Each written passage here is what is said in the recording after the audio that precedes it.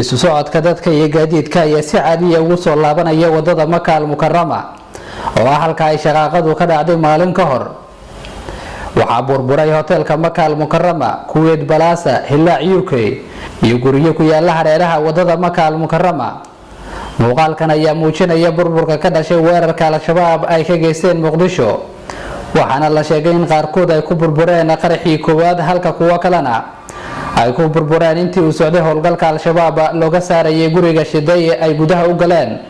waxaynu la hadalnay mid ka mid ah ganacsatada uu soo gaaray burburka ka dhashay weerarka al-shabaab, isaga oo muujiyay sida uu ugu xun yahay burburkii loo geystay hantidiisa. bismillaahir rahmaanir rahiim. walaalow qadartana meesha ka dhacday habeen hore maray ahayd abaar 2:15 minute jawi qurux badan aan ku jirnay waa iska shaqeysanaynay mar qura wax waliba ay isbedeleen waana qadar alle dhanka alle ka timid waaye annagana ku qaracsanahay wax dhib ah geysnay lama arko darooga ma gadno xafiis dawladeed ma ahan meeshan meel dukaan oo dad masaakiin ay ku shaqeysanayeen oo aha marka alxamdulillah sidaana wax noqdeen waxba kama qaban karno qadarta alle annagana waxba kama bedeli karno waxaan ku shaqeysanayeen hadda gacanteena way ka baxeen rajadeena ma xuma oo adoomo ilaahay aan nahay ilaahay waan rasaaqa dhibna ma lahadan caafimaad qabnana waa shaqeysanaynaa laba qof oo ila shaqeynaysay iyo dad customerkayga intaba meesha waxba ku gaareen dad diriskayga sidoo kale waxba gaaray kulligeedna waa qadar alle ku timid waana sahay qanacsanahay ka wixii aan ku shaqeysanaynay hadda ilaahay xaqiisa inoo jiraan gacanteena waa ka baxeen dhibna ma qabno waana shaqeysanaynaa xoog aan leenahay usuuliyada dadka nasaaran oo ah inaan mataqaana nafteena iyo midda dadka iska ilaalino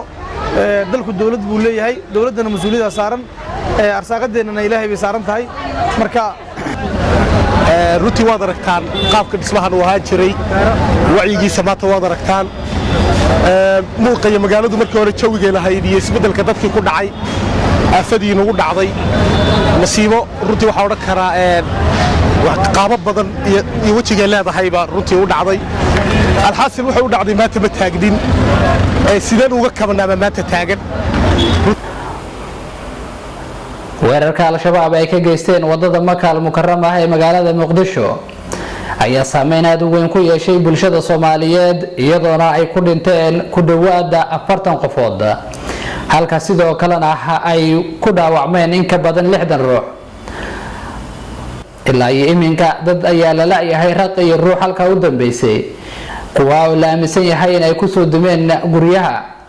ay ku jireen ganacsatada uu saameynta ku yeeshay weerarka ururka al-shabaab ayaa iminka waxa ay wadaan sidii dib ay ugu soo celin lahaayeen ganacsigooda